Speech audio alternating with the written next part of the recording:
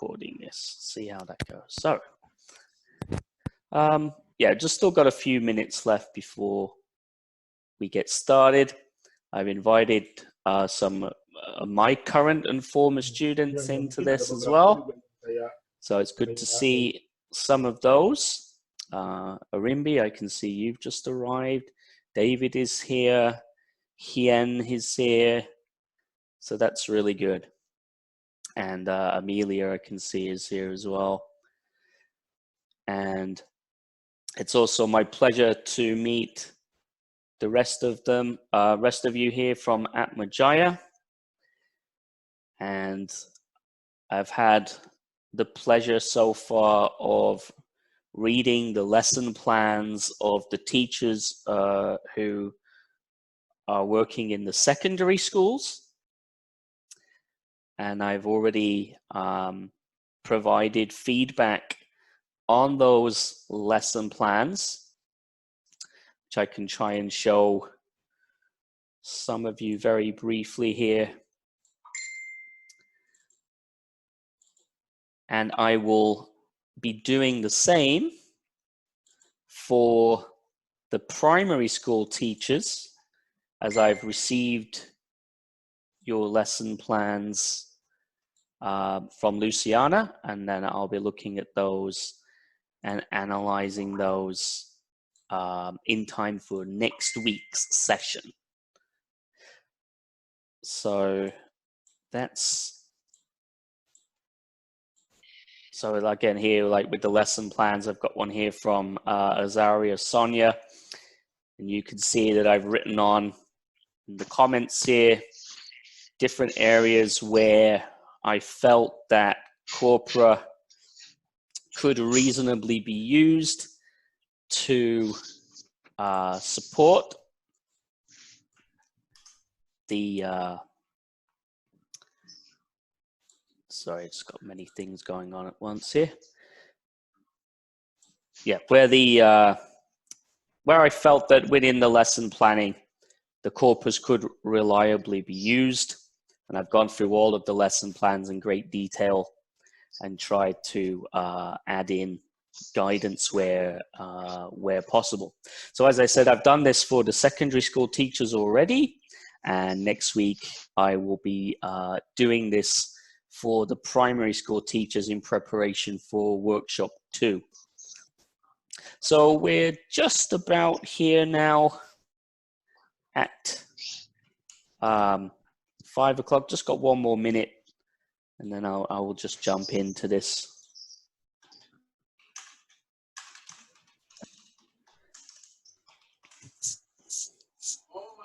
All right.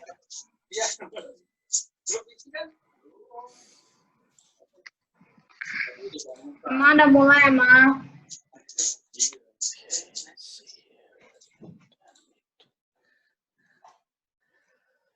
Okay, so it's now 5 o'clock, and we're going to get started here.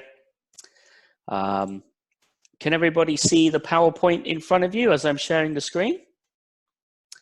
If you can, just say a little hi in the chat. And this is what I'll be referring to as we go along with today's workshop. So today's workshop is related to the use of language corpora for lesson planning for English language teaching, with a primary focus on the Indonesian context. So far, a lot of the investigations of this kind of technology with language learners has been done in Western contexts, or at the very least East Asian contexts like China, South Korea, so on. So there's been very little research of this kind done with teachers in Southeast Asia, in particular, I think nothing done as yet with teachers in Indonesia. So we're going to be really interested to see what you think about the software, about what it can do, how you can incorporate this into your lesson planning, and whether there is anything kind of Indonesia specific that we have to know about when trying to do this. that will be a great help for me trying to understand the benefits for this kind of technology for teachers in your region. And it'll give us ideas about future research of how to make things better for you as trainee teachers who are going to work in an Indonesian EFL setting. So that's really good. Again, I'd like to say thank you to your Dean, Luciana, who's arranged this series of workshops together with myself.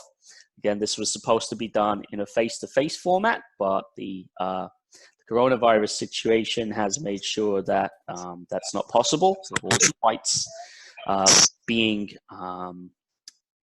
banned and very difficult to travel anywhere at the moment. So having it in this online mode is the next best step. Now, as I mentioned before we start, again, I did email the PowerPoint to all of the participants. If you don't have that, just in the break time, if you want to message me, I can send that to you very quickly. But for now, you can also Google any of the links here, and they should come up as the first hit in Google in case any of these links are not working. But as we go through, I'm going to be referring today to 3 specific online corpus tools, and the first is called SKELL, that's S-K-E-L-L. The second is SketchEngine. So again, if you Google SketchEngine, it should be the first thing that comes up. And the third is a relatively new bit of technology that's come out, or at least has been made available to the general public in the last few months or so, and that is a new software called Linggle. And we're going to have a play around with the functions of these 3 bits of software today in order to get us used to the basics of using Corpora ourselves so that we can understand the basics of what they do, so that we can then understand how we can train our students to use these if that is something that we think we want to do with our lessons in the future. So again, if you just make sure that you've got these open in your internet browser tabs, that will be very useful. So a little bit of information about me here. And so I'm Peter. Nice to meet everybody. And been working in English language teaching now for 17 years, I believe. I first began my teaching career in South Korea in the end of 2003. So it is just less than 17 years. I worked in the Korean context for many years. Then I returned to the UK to do my studies at Cambridge University. I then took a 3-year position at the University of Hong Kong as an assistant professor there. And I've now been working at the University of Queensland in Australia as a senior lecturer in applied linguistics for almost 3 years. Published a lot of articles and books, but notably my most recent research interests focus on the direct or applied use of language corpora for a range of different teaching purposes.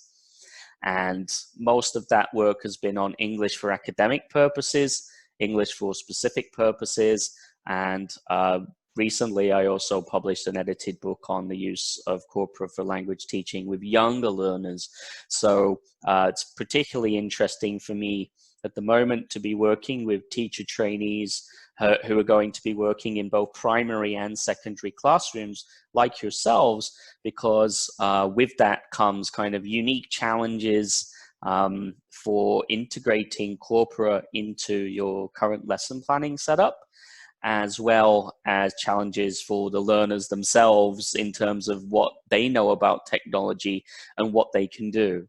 But you'll find as we're going along that while most of you have completed the first module of my online course, and most of you have also completed up to the end of module 2 as well, For now, you might still be wondering or a little bit confused or a little bit uncertain about how the software works, but I guarantee you that if you put your students on the same software, especially the younger learners, generally they take to it very, very quickly and can very quickly unlock the different functions that the corpus can do for them, and very quickly get to grips with all the different kind of software and all the different ways that it can work for them. And I've seen this myself in very young children at the primary school level and children at the secondary school level as well.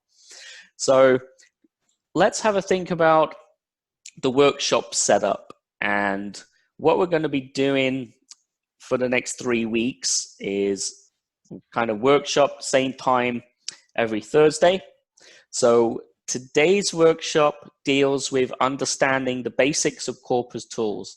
And you can see here kind of 5 questions that your students typically will ask any teacher in the language classroom, okay? And these involve the meaning of words. For example, what does corpora mean? What does ice cream mean? And so on. And we see how corpora can aid teachers and learners in better explaining word or word meaning, or the meaning of multi-word units or phrasal verbs or anything beyond the word level. Another main feature of corpora is that they can be used for checking learners' intuition about grammar rules, either rules that have been given to them by their teachers, rules that are found within grammar books that you may be using as teaching materials, or even just their own intuitions about what works and what doesn't work.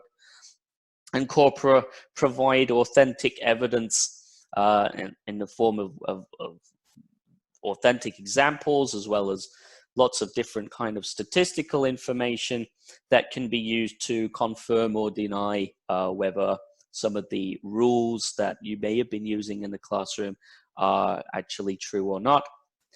We also then look at the value of corpora for multi-word expressions. So corpora particularly useful for the study of collocation, or looking at which words go together with other words, and looking at multi-word expressions at the 2, 3, 4, or even 5-word level.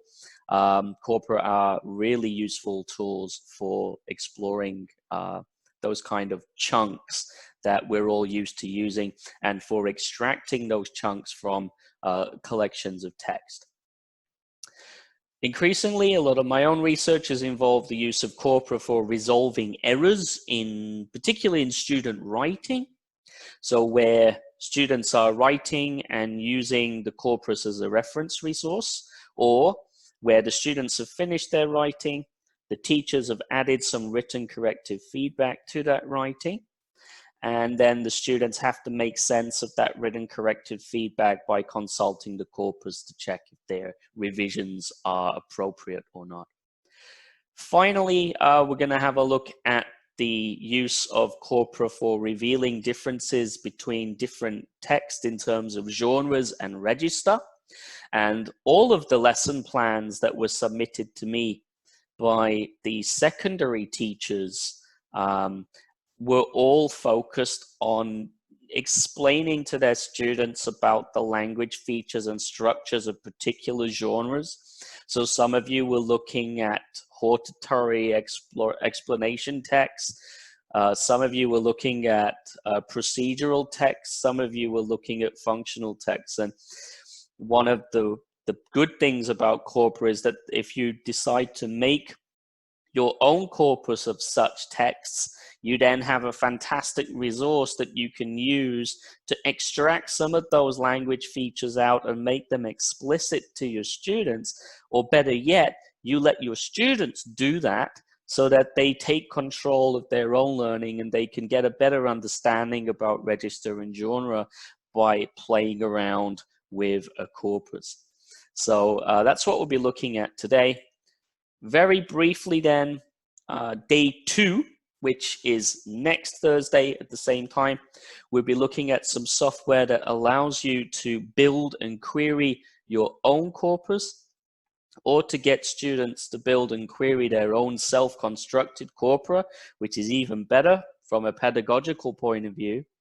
We'll be thinking about what data you should use, where you can get that from, whether it's data from the first language, whether it's data from second language, data from a pre-existing collection, data from a collection of text that you yourself have collected, and so on. And we got 3 wonderful tools, Ankong, Voyant Tools, and Versatext, that will help you make the task of building your own corpus and querying that corpus much easier. And then the third session, which I believe is, if I just check my calendar here, on the 14th of May, at the same time again on the Thursday, is about looking at lesson planning in particular, where we will discuss again the lesson plans that I've been looking at and providing guidance on with each of you, both at the primary level and the secondary school level.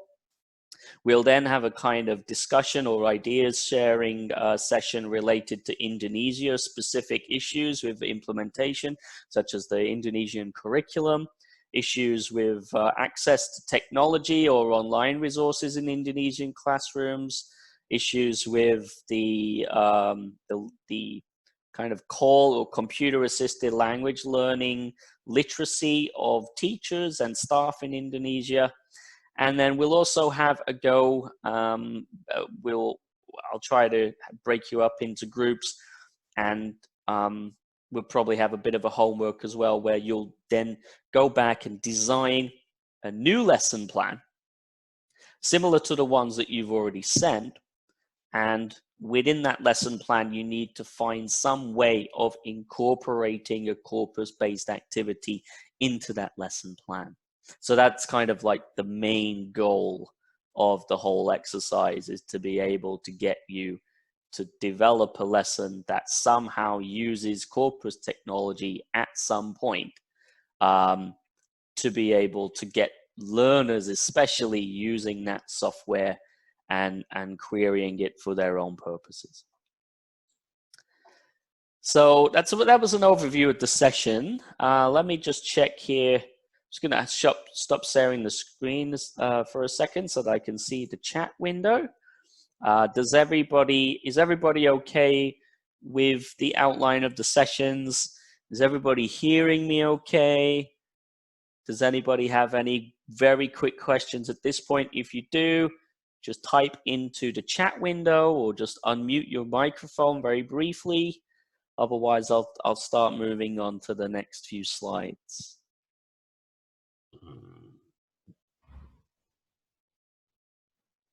Okay.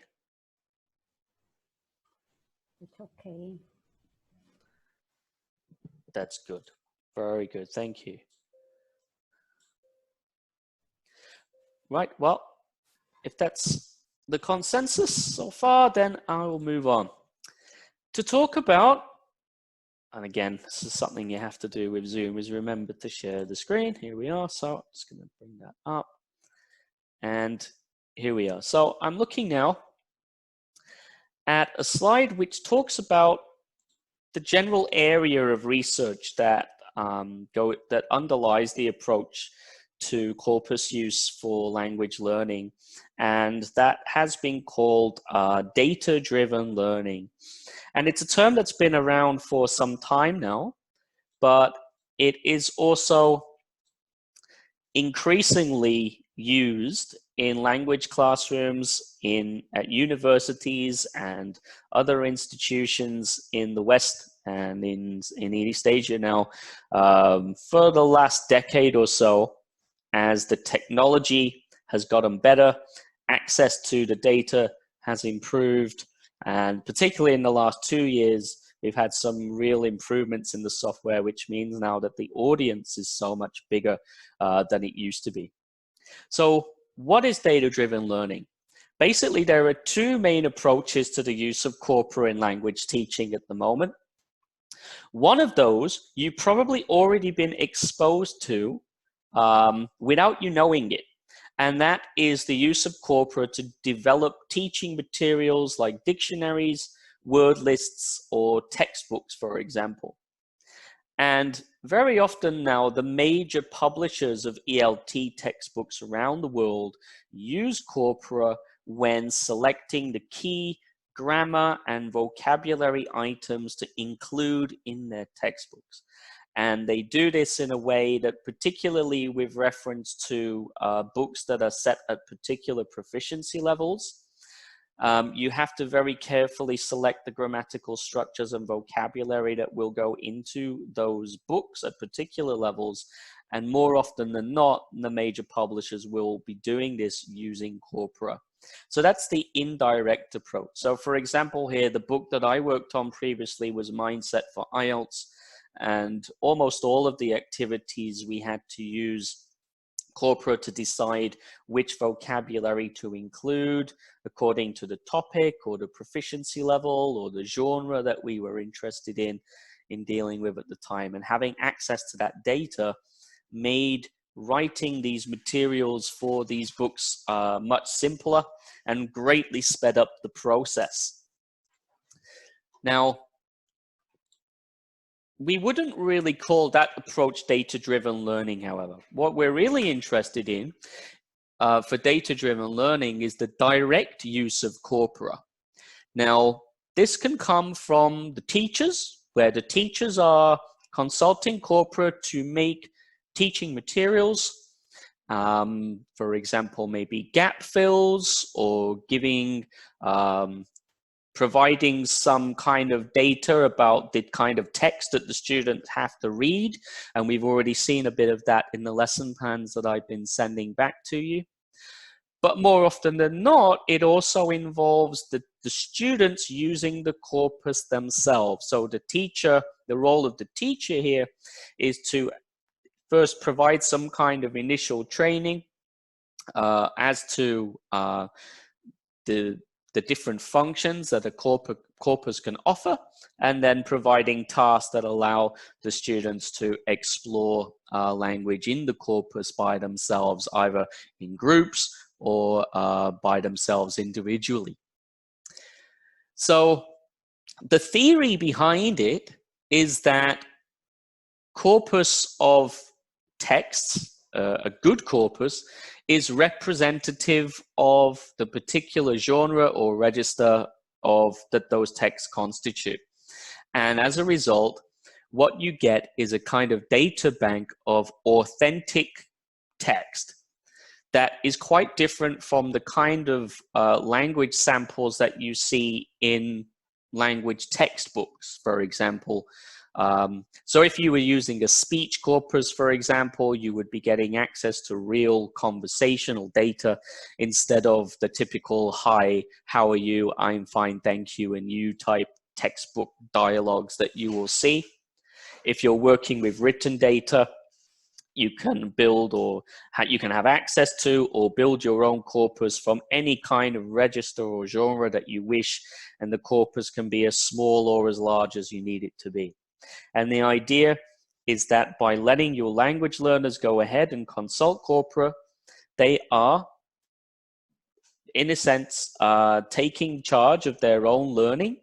They're not relying on the teacher as the sole source of information about rules or about vocabulary in the target language.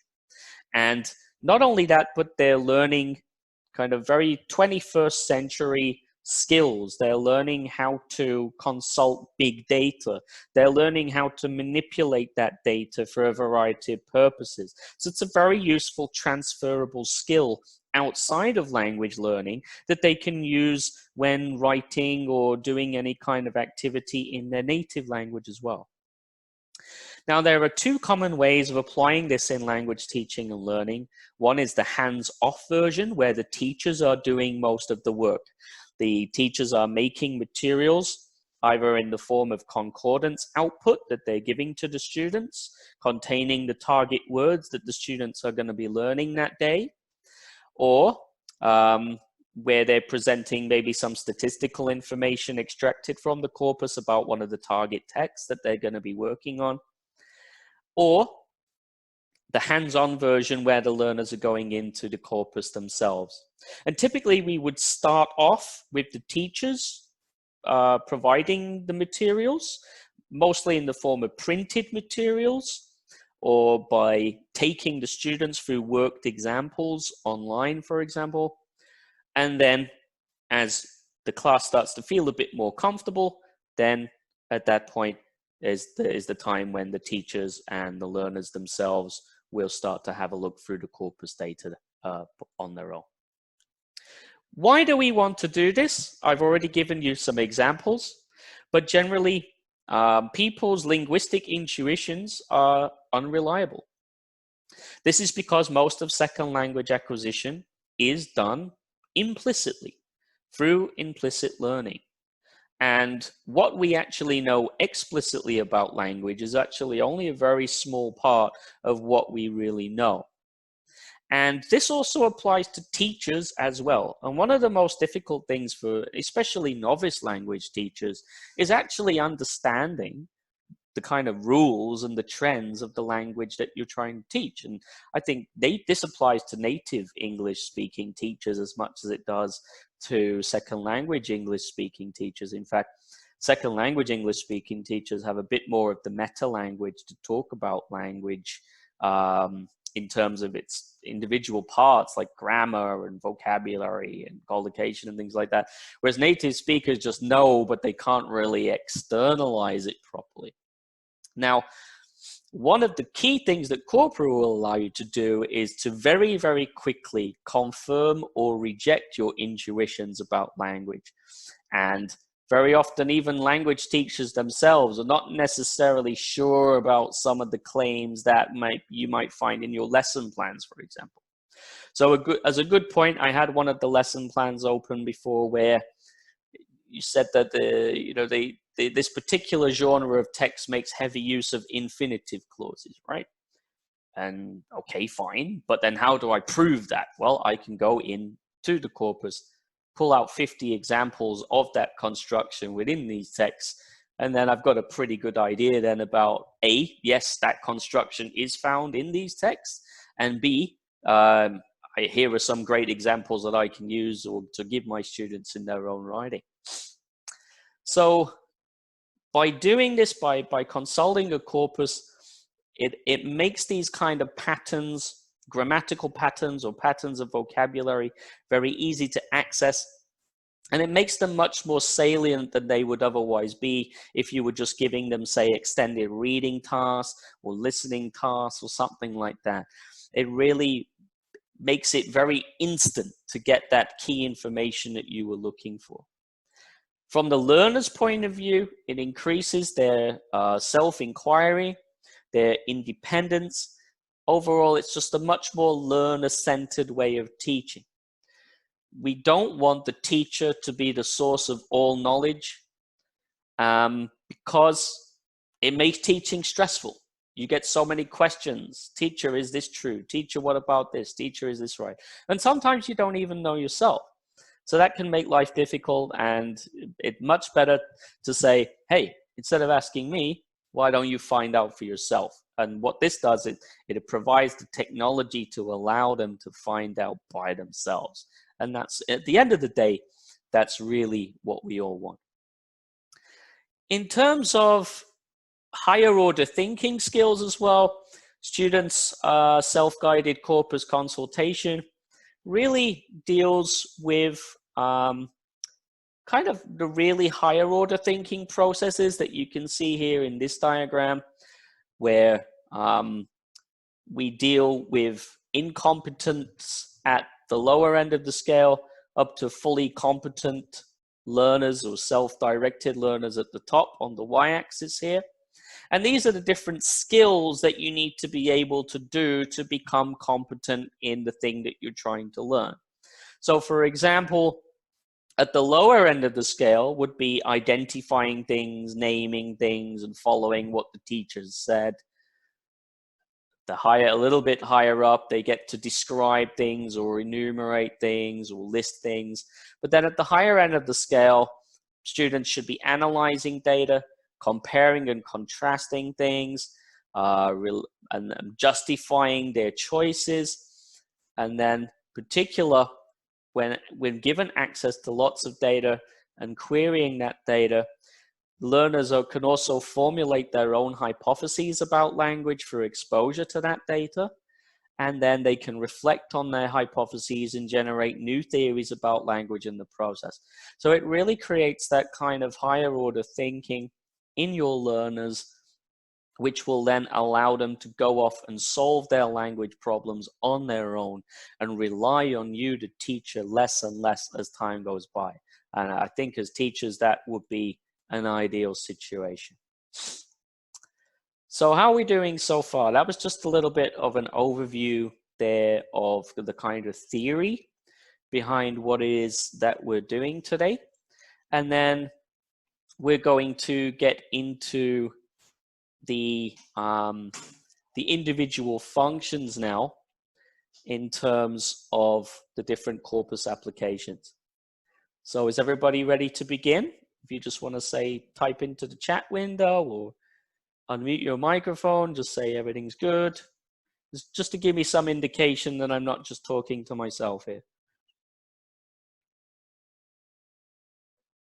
I've got a yes from Indri. All good from Bear, that's good. Anyone else? Great, okay, fantastic. Now, so let's get cracking again here. And what we're interested in is exploring word meaning, first of all. And the idea behind this question, teacher, what does this word mean? We've all had it, and sometimes when you think about the kind of answer that you give to that question, the kind of answer that you give is often less helpful than you think. In that, you will provide some kind of synonym for the word. So for example, like the student says, teacher, what does a storm mean? And I say storm because I think I'm about to have one in a few hours here. And then you say, well, it's like a strong wind with rain in it. And they go, okay, yeah, but maybe that doesn't necessarily capture, you know, the full ferocity of what a storm would be like. Or you rely on some kind of definition. So for example, what does the word research mean? And the word research implies some kind of principled investigation according to some kind of established theoretical methodological point of view. But then your second language student just kind of goes, what does that mean? That's even worse. I don't know what that means. I only wanted to know what research means, and you gave me this very long-winded explanation about what the word means. So that could be a big problem. Or worse still, and this is not a problem if you work in translation, that's great. But here we're really talking about second language acquisition in a more naturalistic sense and not just translating from first language to second language for here. So I did get an email from one of the trainees who said that they work in translation. So that this comment doesn't really apply to what you're doing. But ideally, what you want to get away from in the second language classroom is you say that the student wants to know what the word means, and then they go to their translation website. And we all know that that doesn't work because translation websites don't give you good translations, or when you try to translate the translated form back into the translator, then it gives you another kind of expression entirely. More often than not as well, these translation websites or online dictionaries cannot deal with multi-word units, which is a real problem. Generally, they work very well on single words, but they don't work very well on 2-word or 3-word or 4-word combinations. Corpora then provide an alternative in the form of multiple examples in context, and increasingly, as you'll see both this week and especially next week, accompanying statistical and visual information as to the meaning of the word as well. So what we're trying to achieve here is that the learners can work out what things mean without being told by the teacher what things mean. And I think we'll all agree that that is a much better outcome. So as a case in point, if we go to, say, Google Translate, and I mean, for those of you who've done the first module of my course, you will already know this example quite well. So I'm gonna put English into the first part, and I'm gonna put in the data suggest that, okay? Which is one of the most frequent kind of multi-word unit constructions or chunks that you will find in research writing, academic writing, right? It's in almost every paper that has any kind of data in it. And I can see here that it's given me a nice translation, which, if you excuse my horrendous Chinese pronunciation, would be something like Shuju Bao Ming. Okay, great, fine. So then the Chinese learner thinks, okay, that's great. But then what happens if they put in that into the translator?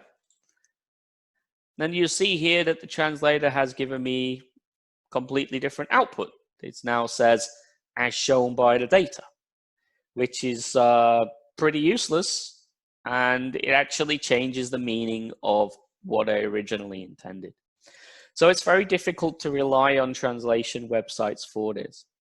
However, if I move on now to SKELL, you can see now, that, again, this is a very very simple, kind of well-used online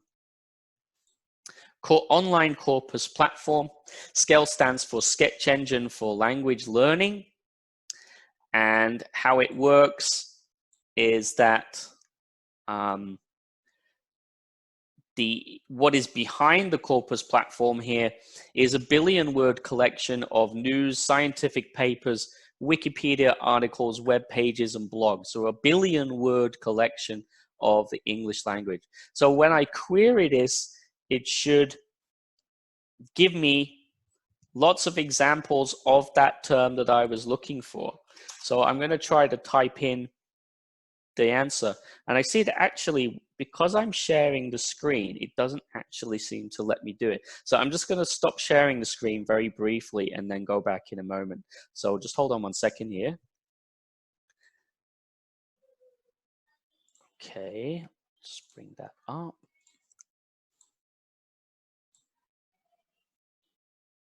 Okay, so the data suggests that. Okay, I'm now going to start sharing the screen again here so that you've got that available. And here.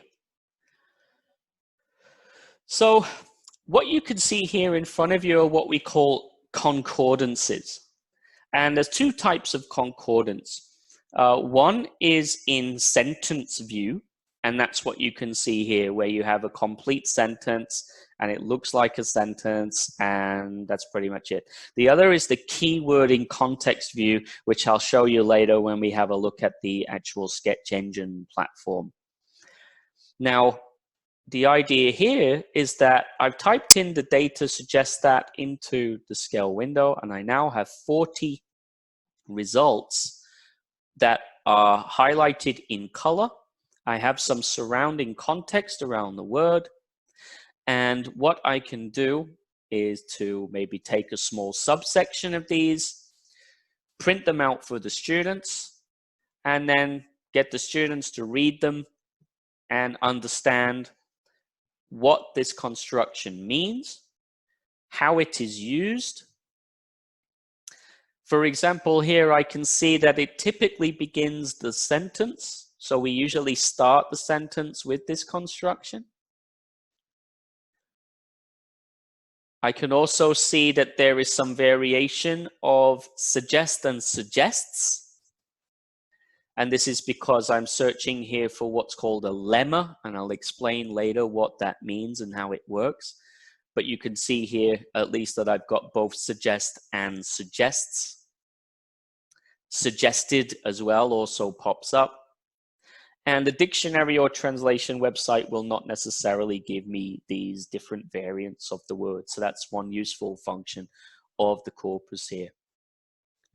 So the idea, I get the students to read a number of these, maybe 10 is enough, maybe give them 20.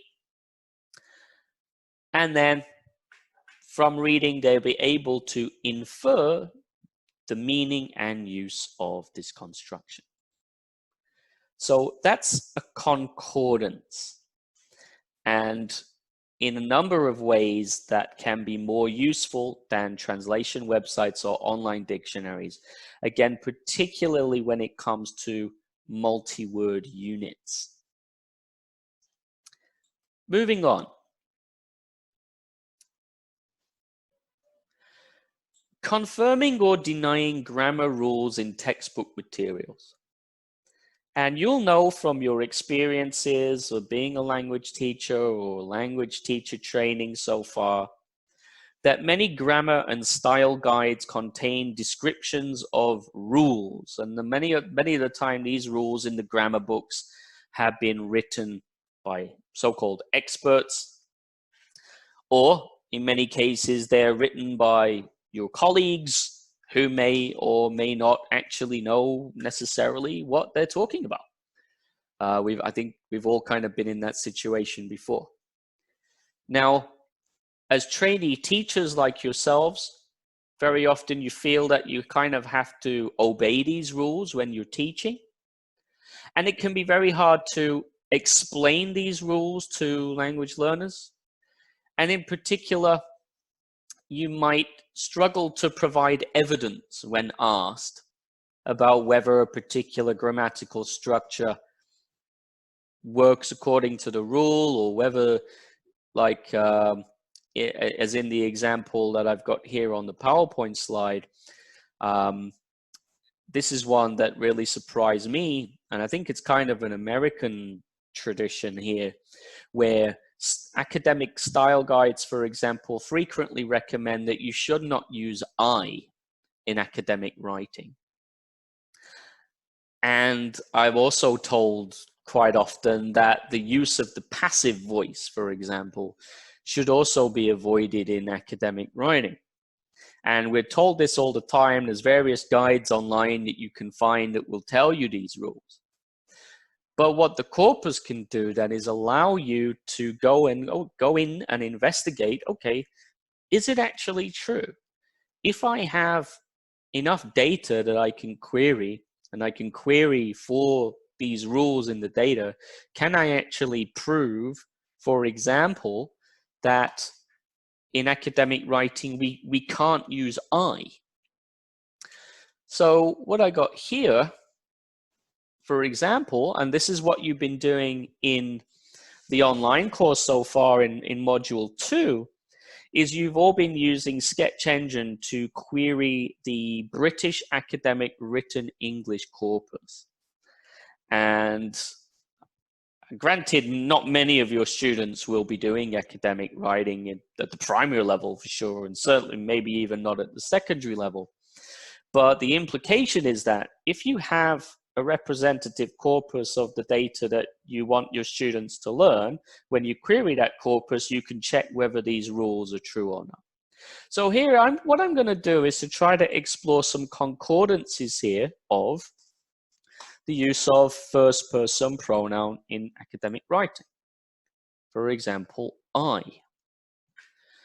Now, if I isn't used in academic writing, I would not expect to find many examples of I in the data. However, when I query the corpus, this academic corpus for the word I actually get 13,069 hits, which works out as 1,567 hits per million words. And that per million words, or per 10,000 words, per 1,000 words, is what we call the normalized frequency. And that normalized frequency is very important for comparing different kinds of corpora. For example, if I'm comparing a corpus of academic writing with, say, a corpus of explanatory writing or hortatory exposition or procedural writing, you know, the kind of writing that you've been giving me in your lesson plans, I can check the normalized frequency of words and expressions in one corpus and compare them with that of another. And then that allows me to explain those kind of rules better by providing evidence, hard statistical evidence here. So we got first person pronoun I. What was the other one about passive voice, right? So again, if I want to search for passive voice, I could search for was plus star, which is going to give me, you know, anything that comes after the word was in the corpus. So I'm going to search here. And I've got a lot of hits that are not verbs. But what I'm going to do here is to have a look, say, at the frequency of the results that I got. And if you finish module 2, you'll already know how to access the frequency function. But again, I'll just show you here. If you click up on the frequency button, have a look here at the word forms. And that'll give you a frequency list of the different passive verb constructions in the corpus data. Now, if we go along, obviously the non-verb forms are going to be more frequent. But you can see here I've got was taken, was given, was added, was calculated, was measured, was done, was held, was created, was observed. And these are all highly frequent forms in the data. So then what this tells me is, yes, actually, there is a lot of passive voice constructions in academic writing. They're everywhere. So that rule that you should not use I or not use passive constructions in academic writing isn't true. And I proved it with reference to the corpus evidence. We'll go through one more here before we have our first break for today. And that is the use of corpora for learning about collocation in terms of which words go together with other words. Now, a collocation, as exemplified by the quote here, you shall know a word by the company it keeps, is a hugely important aspect of all languages. And in particular, they are one of the most difficult things for language learners and even language teachers to understand how they work, because the rules don't seem to make any sense, because really there are no rules, but there are statistical associations of particular forms that go together with other forms. That's just the way the language works. And they make up a very large proportion of the words in any kind of text or conversation. And if you don't understand which words go together with other words, it causes a big problem for your speaking and for your writing, in that you will produce sentences that sound very strange indeed. Second language learners in particular tend to use grammatical but unconventional combinations of words. So for example, you'll frequently get unnecessary particles here. One of my favorites from Chinese students of English is emphasize on. So they'll write a sentence that says, I want to emphasize on this topic. Or I want to emphasize on my feelings about this topic. And we don't need that on there ever. The on can be deleted with. The on should never go with emphasize. But that's a common error for people to make. Other examples might be something like to take part in an examination. But you wouldn't really take part in an examination. You might take an examination, or you might have an examination. You might be examined, but you wouldn't necessarily take part in an examination. Or the other example here, to join the job. Last week, I joined a new job. Did you really? That sounds a little strange. You wouldn't join a job. You might start a job. You might get a new job, but you wouldn't necessarily join a job. And this is something that language learners find very, very difficult to deal with. So as a little kind of demonstration here, and maybe I'll get, because I'm having a couple of issues with SKELL here, maybe if you want to have a go at this yourself, very briefly, one of the most common kind of errors that we get with collocations is related to where you have a verb or a noun together with some kind of preposition following it. And one of the most frequent errors that I was exposed to when I was working at Hong Kong is that very often students would get the word demand of and demand for confused. And when trying to explain what the difference was, it would be very, very difficult if you were just trying to provide some kind of definition without any evidence. So one good thing we might want to do now, and I'm going to put you into little groups to do this just to see if it works. If one of you could have open SKELL, or if you could all have open SKELL, remember here is SKELL here, what I'd like you to do is to type in, I'm sorry, what was it? It was demand of into the corpus, and then have a read of the different kinds of construction that you can see here in the concordances. When you finish that, I'd like you to search for demand for and do the same thing. And at the end of 5 minutes, if you could give me then, based on your reading of these concordances only, some kind of definition of what demand of means and what demand for means, and when we would use those constructions. So if everybody's clear about that, what I'm going to do now is put you into breakout rooms of about 5 people each. So pretty much everyone has now returned.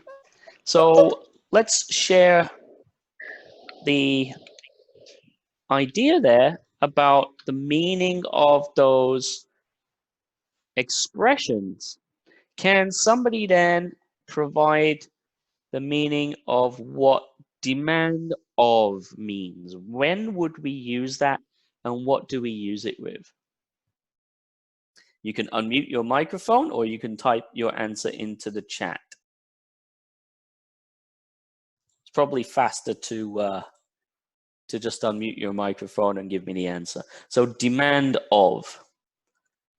Based on your reading of the data, when do we use demand of? Okay, Jessica says, I would say demand of is asking for something. Anybody else?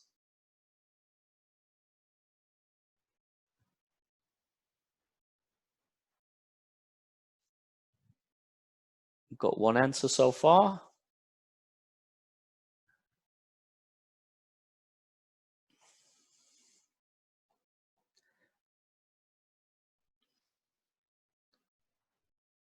The need of something? That's going to be the other one. But again, I'll show you some examples in a moment. So if we look here at the screen for demand of, we've got here requesting something. You're kind of on the right track in that demand. Another word for demand is request. But if we look at some of the examples here from the data, demands of women, demands of motherhood, demands of party leaders, demands of locally minded governors, demand of civilization, asset managers, business experts, public services, cabinet members. What do all of these things have in common? What they all have in common is that they are the people or objects that are doing the demanding. Okay? So that's when we would use demand of. Demand of is used when? It's used to talk about the people or the things that are doing the demanding in the first place. However, If we compare that with demand for, now we can quite clearly see the difference. Demand for content, oil field services, customizable applications, precious metals, healthcare reform, investment banking services. So in this case, demand for is the thing that is being demanded. Okay? So again, I'll just briefly type in the answer here. Demand of, the thing doing the demanding. Demand for, what is being demanded. Okay? So very often my students would get these two confused, and they would say, there is a big demand of sugar, something like that, when they meant to say there is a big demand for sugar. But then the students wouldn't know what to look for, which one is correct. So in this case, they can consult a corpus to work out which word is the right one, which is the appropriate collocation here. Now, Rango has asked a question about demand for is higher than demand of. By higher, I think you're talking about the frequency. So, for example, again, that's something else that we can check using a corpus here. So what I'm going to do in SketchEngine is type in demand star, and that's going to give me the words that come after the word demand. I can then go into the frequency function, which again, if you've done module 2 of the online course, you should know how to do this, or you can practice in your own time. And you can see here, demand for is, when you compare the normalized frequency here, is far more frequent than demand of, which is, well, almost 50, what is it? 5 times more frequent, or more than that, isn't it? So yes, in answer to Ranga's question there, demand for is more frequently used construction. And then Stan here has said, I noticed the use of the in front of demand for is less than the in front of demand on. And again, that's great because your students will also pick up on that as well. And you've done that mostly implicitly just by having access to those concordances and just doing some kind of close reading. And ordinarily, native speakers of English will know that information from doing years and years of reading. But what the corpus does is it greatly speeds up the process of that implicit learning.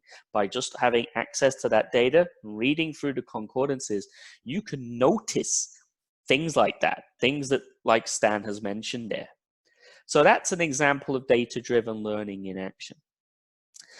Now, let's take a quick break here for 10 minutes. So if we come back at about 10 past 6, my time. So in about 10 minutes though, and then I'm going to show you the collocation function in SketchEngine. And then I'm also going to show you 2 functions in some new software called Linggle that I think you'll also find very interesting when looking at multi-word expressions and collocation. So just take a quick break for 10 minutes, step away from your computers, get a cup of tea, whatever it is you feel you need to do. If you have any questions, I'll just take those questions for the next couple of minutes. The rest of you will just have a quick break and come back in 10 minutes. I'm just going to grab a drink very quickly.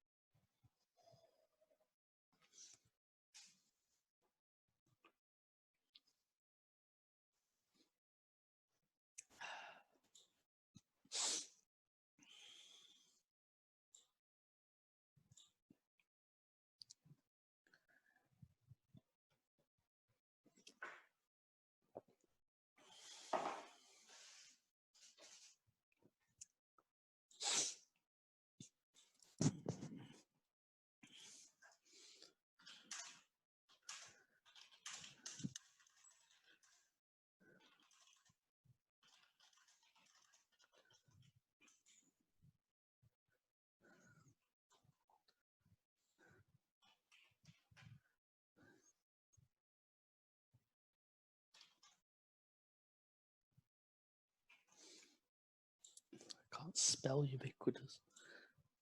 I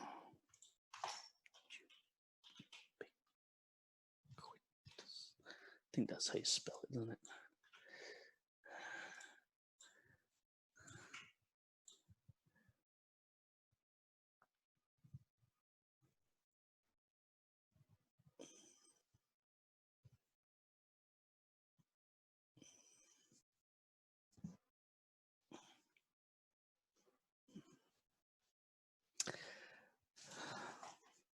Okay. So I'll actually, Jessica, I'll just wait until people come back from the break just to answer your question there, because your question is perfectly sums up why you would need to use a corpus to work that out. So I'm just going to explain that here with reference to ubiquitous within the SketchEngine corpus. So, but I will just wait for another 5 minutes just for people to get off the break first before I go into that one.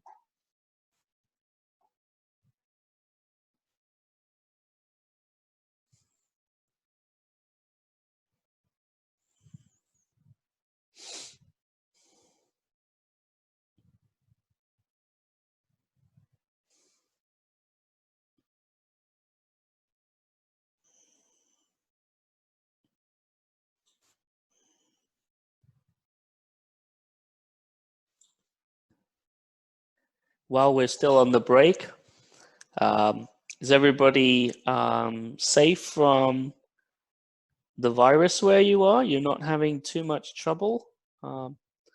Because we're not getting that much news about the situation in Indonesia here in Australia. There doesn't seem to be much information about the spread of the virus. Yeah, Jessica says she's safe, which is great. What about the rest of you? It's not causing too many problems for you all?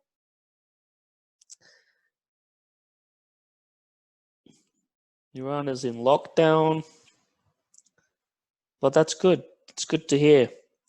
I think some of the Australian media were predicting very, very high numbers, but maybe they were a little bit enthusiastic.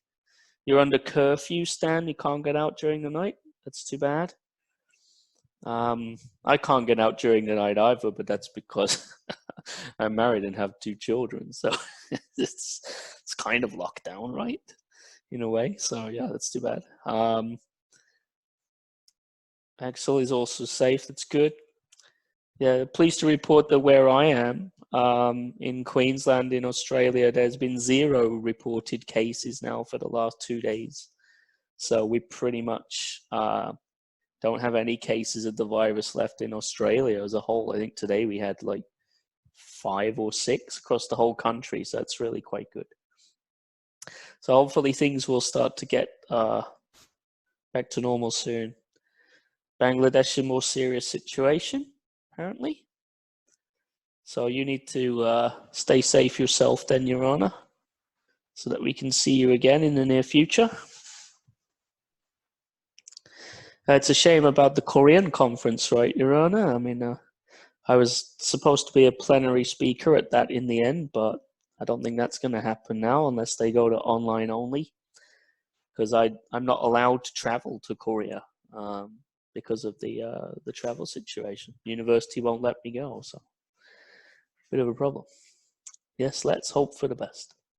Okay, well, hopefully now everybody is back from their break pretty much, and during the break it was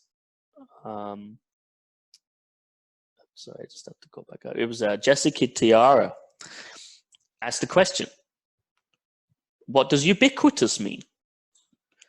Now, again, I could try and give some very long-winded explanation or definition that may not necessarily be easy for people to understand. So instead, it's a perfect opportunity to go into the corpus and play around with the word ubiquitous, right?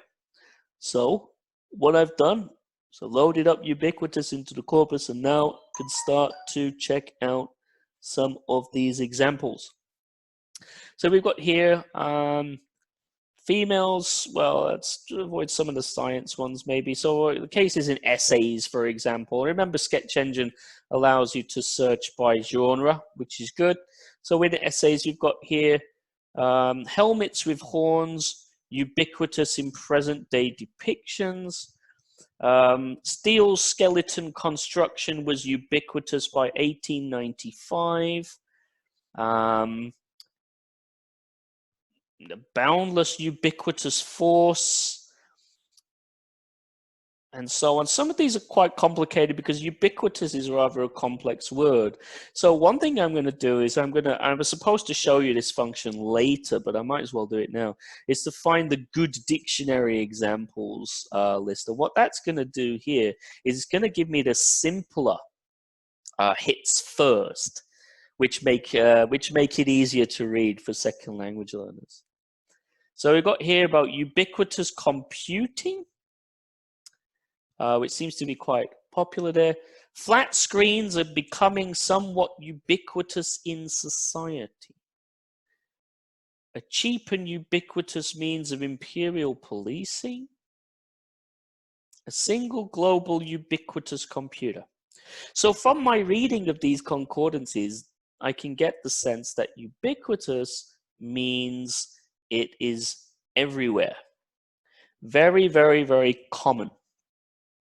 The best example is here, example 10.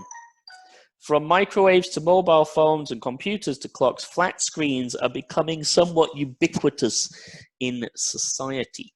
Can you think of another bit of technology that is ubiquitous in society that is not a flat screen? Something that everybody has? Something like this maybe. Mobile phone. We say mobile phones are now ubiquitous. So that's what ubiquitous means. And again, I've got that by looking at the concordances. So televisions, mobile phones, everybody has them. Or they are very common. Equals ubiquitous. Okay? But I've got that reading from reading the concordances there. So let's move on. And we were still discussing collocation. And I'd like to show you, first of all, very briefly again, how the collocation feature works in SketchEngine. So for this, I'm going to go into the simple search. I'm going to type in for this one, cars. Quite simple, something that your students may well be interested in. And instead of the frequency function, what I'm going to do is to scroll up to the collocations function here in SketchEngine. And it's giving me some options here related to the range. So what this is going to do is it's going to give me the words that go together with the word cars. And it's going to look for all words that appear 3 words before cars and 3 words after cars. So for now, I'm just going to leave that as it is. I'm going to click go. And that will give me the top 20 most frequent collocates of the word cars. And I can see here, parked cars seems to be the strongest collocate, followed by formula, as in Formula 1 cars, racing cars, buses, that's a bit of an odd one there. It's probably cars and buses, buses and cars, wheels, fewer, small, modern, and so on. So straight away, if I want to learn which words go together with cars, I can look up collocations. If I want to change that range, say for example, I only want to know the words that come immediately before the word cars, then I can just set the range as follows by clicking -1 here. So that gives me, if the quick, that's the target word there, the KWIC, the keyword that I'm looking for. So that's cars. And then I only want to see the words that come immediately before cars. So I'm going to click go. And then that will change the list. So I got here racing cars, modified cars, small cars, modern cars, future cars, 2 cars, and so on. So these are the collocates that I get for cars in the academic corpus, an academic writing corpus there. Then if I want to change, if I want to find the words that come straight after, I would then click on 1. So then that will give me cars and the word that comes next. And the biggest collocate is were. Cars were, cars have, cars will.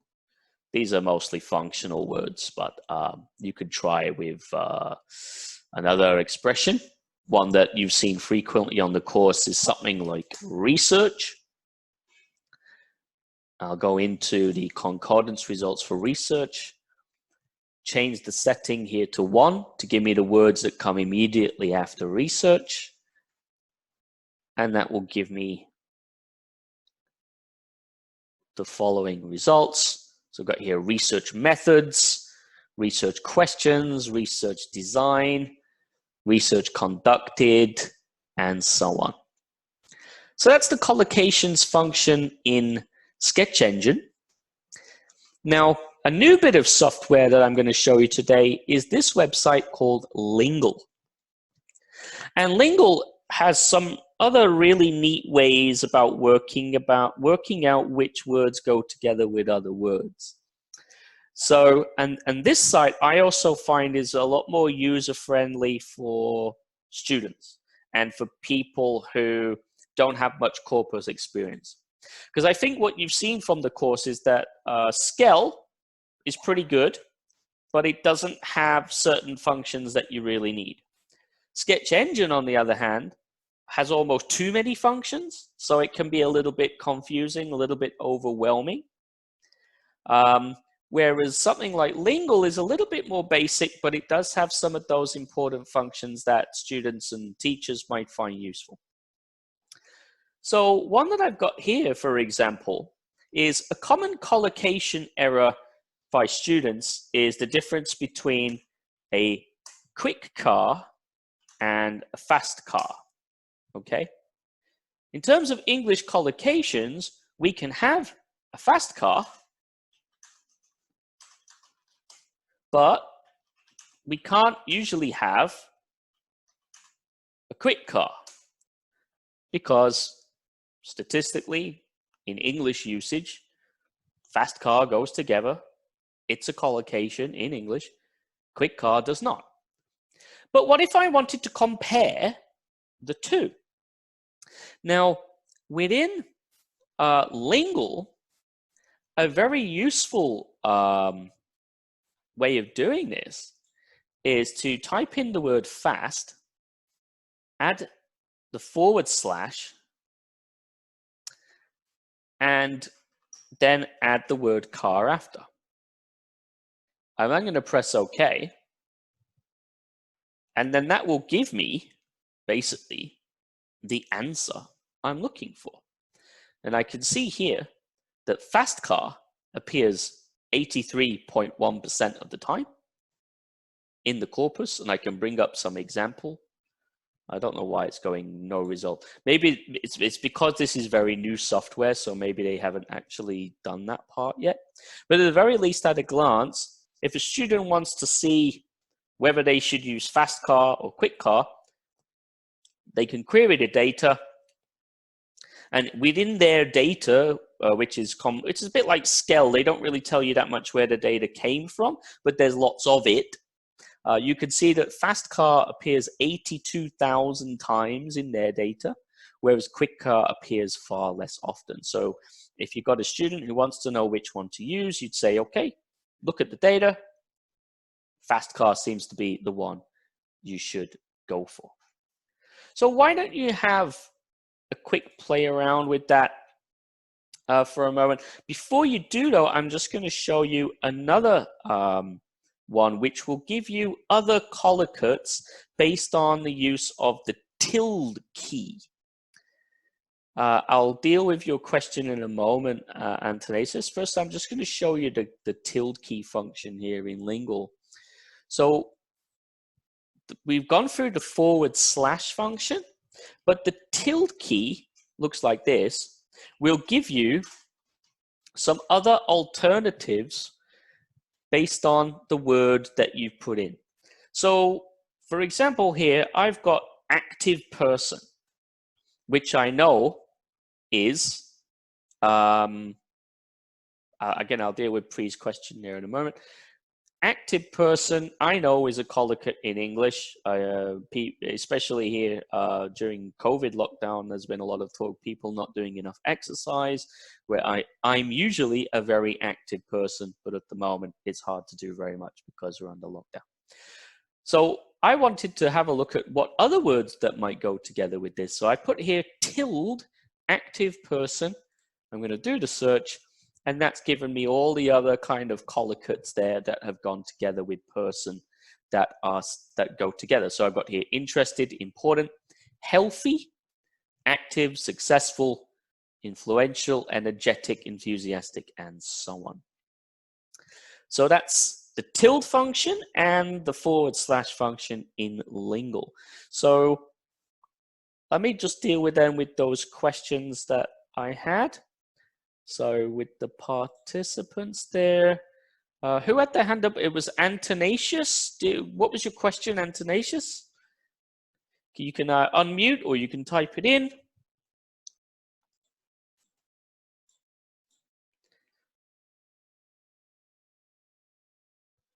Or maybe you didn't have a question.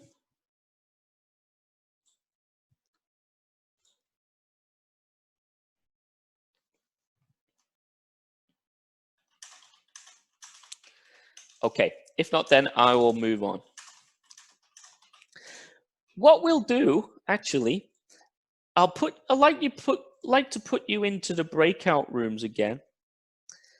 And if you could have a play with those two functions of Linggle, we'll do the / function. And let's have another example from, well, a typical collocation. What about here? Look over versus look into. We can try that one. And then we'll have here with the tilde, look over, and see what happens. So if you want to try those, or you can try those same functions yourself. So if you go to linggle.com,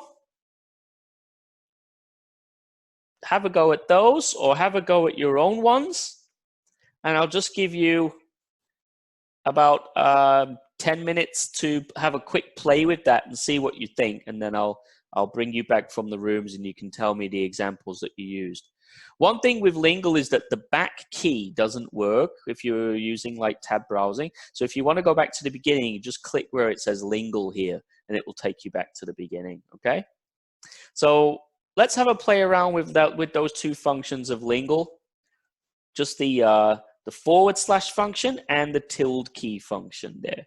And then we'll report back and see what it was that you managed to get up to. So I'll just put you into those breakout rooms just for about maybe 7 minutes or